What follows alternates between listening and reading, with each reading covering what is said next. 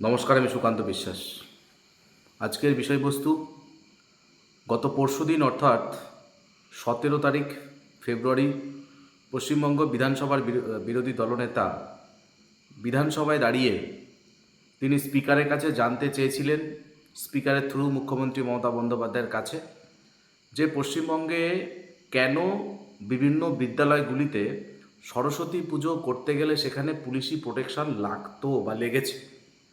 অর্থাৎ যে রাজ্যে 70-75% মানুষ সনাতনী সংস্কৃতির মানুষ, তার পাশাপাশি যে পশ্চিমবঙ্গ শিক্ষা দীক্ষায় একটা সময় সারা ভারতবর্ষের মধ্যে এগিয়ে ছিল, বহু দিন আগে থেকে যেখানে বিদ্যার আরাধ্য দেবী সরস্বতী পুজো হচ্ছে প্রায় সমস্ত বিদ্যালয় কলেজগুলিতে, সেখানে কেন এবার কলকাতার একটা স্বনামধন্য কলেজে পুলিশি প্রোটেকশনে সেখানে সরস্বতী পুজো করতে হয়েছে। এবং তার পাশাপাশি কতগুলি জায়গায় আমরা দেখেছি যেখানে ছাত্রছাত্রীদের এবং শিক্ষকদের পক্ষ থেকে সরস্বতী পুজো করার জন্যে তাদের হেনস্থা হতে হয়েছে। সেখানেও পুলিশি প্রোটেকশনে, সেখানে পুলিশি পাহারার মধ্য দিয়ে সরস্বতী পুজো হয়েছে। এই বিষয়টি তিনি যখন রাখছেন বিধানসভায়, তখন স্পিকার সেই কথাটি শুনতে নারাজ, এই তথ্যটি মানতে নারাজ, তাই তিনি স্পিকারকে কিছু ডকুমেন্টেশন দিতে চেয়েছিলেন। এবং সেখানে দাঁড়িয়ে সেই ঘটনার পরিপ্রেক্ষিতে আমরা দেখেছি যে তার পরবর্তীকালে বিধানসভার স্পিকার বিরোধী দলনেতা সহ টোটাল 4জন বিজেপি বিধায়ককে 1 মাসের জন্য বহিষ্কার করলো বা সাসপেন্ড করলো। সাসপেন্ড বলাটা উপযুক্ত শব্দ।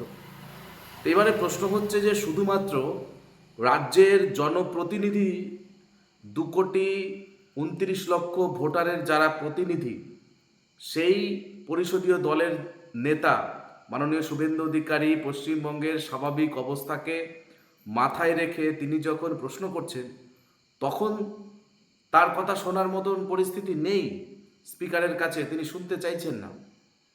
অন্যদিকে তার পরবর্তীকালে দেখলাম গতকালকে অর্থাৎ 18 তারিখে বিধানসভায় দাঁড়িয়ে মুখ্যমন্ত্রী মমতা বন্দ্যোপাধ্যায় তিনি কয়েকটি কথা বলেছেন, যার মধ্যে সবথেকে উল্লেখযোগ্য যেটা বিষয় আমার লেগেছে, আমার মনে হয়েছে, তিনি বিধানসভায় দাঁড়িয়ে লাইভ চ্যানেলে তিনি বলছেন যে 2006 সালে সিঙ্গুর আন্দোলনের সময় যখন আমরা দেখেছিলাম যে মমতা বন্দ্যোপাধ্যায়ের নেতৃত্বে বিধানসভা ভাঙচুর হচ্ছে, এবং তার পাশাপাশি 2004 কিংবা 2005-এ তিনি যখন লোকসভার স্পিকারের কাছে তিনি একগাদা ফাইল তিনি ছুঁড়ে মেরেছিলেন, এই সমস্ত ঘটনার এভিডেন্স ভিডিও ফুটেজ আজকেও আপনারা যে কোনো সময় গুগল করলে আপনারা পেয়ে যাবেন। কিন্তু তিনি সেটাকে অস্বীকার করছেন।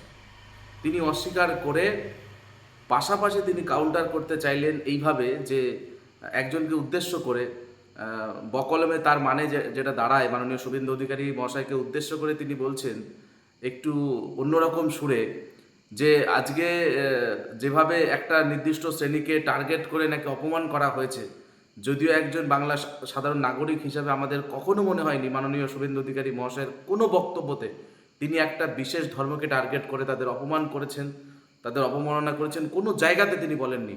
কিন্তু তিনি ইন্টেনশনালি তিনি সেই বিশেষ সমাজের মানুষের কাছে শুভেন্দু অধিকারীর সম্বন্ধে একটা বাজে ধারণা তৈরি করার জন্য তিনি কিন্তু উস্কে দিয়েছেন। তিনি কি বলেছেন যে সেই সম্প্রদায়ের মানুষ যদি গণ আন্দোলনের ডাক দেয় তাহলে কি নিজেকে তিনি ধরে রাখতে পারবেন বা নিজেকে সেভ রাখতে পারবেন? এই কথাটা কি বলা যায় একজন প্রশাসনের যিনি হেডে রয়েছেন, প্রশাসনের মাথায় বসে থাকা একজন ব্যক্তি, সম্মানীয় পোস্ট, যার হাতে সারা রাজ্যের আইন শৃঙ্খলা রয়েছে, যার হাতে সমস্ত রকম সরকারি পরিষেবা থেকে শুরু করে যে নাগরিক পরিষেবা এবং নাগরিকদের সুরক্ষা সমস্ত কিছু যার হাতে, তিনি এইভাবে বিধানসভায় দাঁড়িয়ে, যার লাইভ টেলিকাস্ট হয়েছে সারা রাজ্যব্যাপী, আপনারা জানেন, সবাই দেখেছেন, আমরাও দেখেছি, তিনি সেখানে কি করে বলতে পারেন একজন জনপ্রতিনিধিকে উল্লেখ করে, যিনি 2,29,00,000 মানুষের দায়িত্ব নিয়েছেন, যিনি বিধানসভায় দাঁড়িয়ে, যে বিধানসভায় পশ্চিমবঙ্গের মানুষের ভবিষ্যৎ তৈরি করা হয়, যে বিধানসভায় দাঁড়িয়ে পশ্চিমবঙ্গের মানুষের সাধারণ চাওয়া পাওয়া সমস্ত কিছু যেখানে রচিত হয়, সেখানে দাঁড়িয়ে তিনি তো কথা বলার জন্যেই তিনি সেখানে বিধানসভায় নির্বাচিত হয়েছেন। তাহলে কেন ইন্টেনশনালি তাকে উদ্দেশ্য করে এই ধরনের কথা বলা হয়েছে? ক্লিয়ার। তার পাশাপাশি আমরা দেখলাম তিনি কুম্ভকে মৃত্যু কুম্ভ বললেন। এই সমস্ত ঘটনাগুলোকে যদি আমরা জুড়ে দিই তাহলে একটা জিনিসই ক্লিয়ার, তিনি জানেন যে বাংলায় 30% একটা বিশেষ ধর্মের মানুষ আছে, তাদেরকে যত বেশি ইন্ট্যাক্ট করা যায়, যত তিনি হিন্দু ধর্মকে নিয়ে তিনি এই ধরনের কুমন্তব্য করবেন, অবমাননা করবেন, তত বেশি তাদের ওই 30% মানুষের কাছে তিনি বেশি অ্যাকসেপ্টেবল হবেন, গ্রহণযোগ্য হবেন। এই মানসিকতা থেকে তিনি যেভাবে হিন্দুদেরকে অবমাননা করেছেন, হিন্দু ধর্মীয় ভাবাবেগের ওপর আঘাত করেছেন বিভিন্ন সময়, লেটেস্ট অ্যাডিশন তার মহাকুম্ভ, সেই মহাকুম্ভ, পবিত্র মহাকুম্ভকে তিনি মৃত্যু কুম্ভের সঙ্গে তুলনা করেছেন। আজকে সারা ভারতবর্ষের বিভিন্ন সাধু সন্তদের পক্ষ থেকে তার প্রতিবাদ জানানো হয়েছে, ধিক্কার জানানো হয়েছে। কিন্তু আমার বক্তব্য, তিনি কি এটা ইন্টেনশনালি বলেননি? তিনি কিন্তু ইন্টেনশনালি বলেছেন। এটা কোনো স্লিপ অফ টাং নয়, তিনি খুব হিসাব করে করে কথাটা বলেছেন। একদিকে তিনি মাননীয় শুভেন্দু অধিকারীকে তিনি যেভাবে তার বিরুদ্ধে একটা বিশেষ শ্রেণীকে উস্কানোর জন্য তিনি বক্তব্য পেশ করেছেন, পরবর্তীকালে আমরা দেখেছি মাননীয় শুভেন্দু অধিকারী তার কাউন্টার তিনি বিধানসভার বাইরে দাঁড়িয়ে বক্তব্য দিয়েছেন। কিন্তু আমার প্রশ্ন হচ্ছে, কেন বারংবার এইভাবে পশ্চিমবঙ্গে যারা সংখ্যাগুরু, অর্থাৎ আমরা যারা সনাতনী, তাদেরকে কেন তিনি টার্গেট করছেন? তিনি জানেন যে এই 30% ভোট আমি পকেটে পেয়ে যাব, তার পাশাপাশি লক্ষ্মী ভাণ্ডার, যুবশ্রী, কন্যাশ্রী এই সমস্ত বলে একটা বেনিফিশিয়ারি লিস্ট বানিয়ে আর মাত্র 15% ভোট তিনি যদি কোনো রকমে জোগাড় করতে পারেন, এই হিন্দুদের ভোট বা সনাতনীদের ভোট, তাহলে তিনি জিতে যাবেন, তিনি আবার ক্ষমতায় থাকবেন। তিনি ক্ষমতার বাইরে কিচ্ছু বোঝেন। তাই আজকে আমাদের সকলকে সজাগ হতে হবে।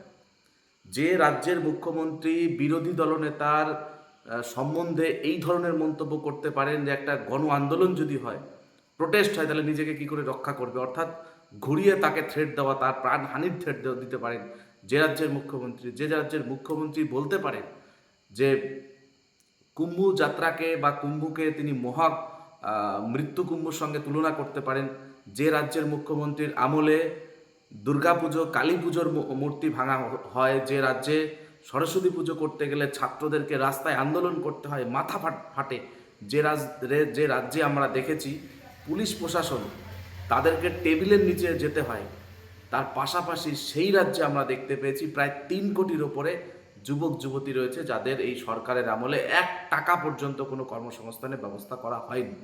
ফলে আজকে আমরা যদি সজাগ দৃষ্টি দিয়ে এই বিষয়টাকে গুরুত্বর সঙ্গে বিবেচনা না করি, তাহলে আগামী দিনে আমরা কোথায় পৌঁছাবো?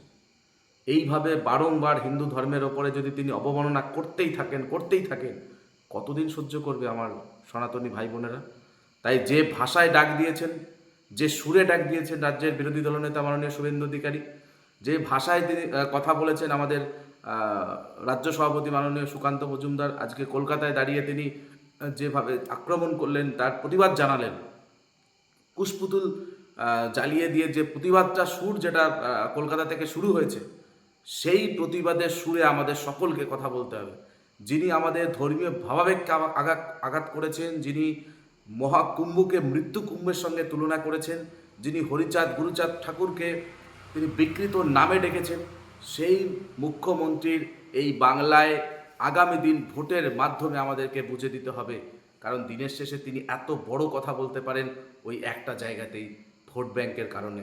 তাই তাকে আমাদের যদি জবাব দিতে হয়, আগামী দিন নির্বাচনের মাধ্যমে জবাব দিতে হবে, এবং সেই নির্বাচনের দিন সকলে স্বতঃস্ফূর্তভাবে ওই কথাটা মনে রাখতে হবে যে তিনি মহাকুম্ভকে নিয়ে কি বলেছিলেন, তিনি হরিচাঁদ গুরুচাঁদ ঠাকুরকে নিয়ে কি বলেছিলেন।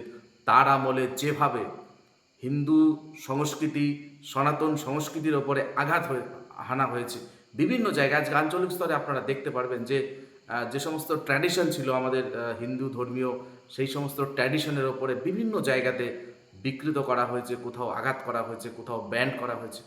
এই সমস্ত কিছু প্রতিবাদের ঝড় তুলতে হবে আমাদের। মনে রাখতে হবে, প্রতিবাদের ডাক আমরা ভারতীয় জনতা পার্টি দিয়েছি, কিন্তু এই প্রতিবাদটা সর্বাত্মকভাবে তৈরি করার দায়িত্ব আমাদের সকলের। তাই আপনাদের সকলের কাছে আমাদের বিনম্র অনুরোধ, আসুন আমরা সবাই মিলে এই হিন্দু ধর্মীয়কে যারা আঘাত করতে চায় সেই তৃণমূল কংগ্রেসকে বয়কট করুন। একটা সমর্থনও যেন তৃণমূল কংগ্রেস না পায়, আগামী দিন সেটা আমাদের সকলকে বুঝে নিতে হবে। সকলে ভালো থাকুন, ধন্যবাদ।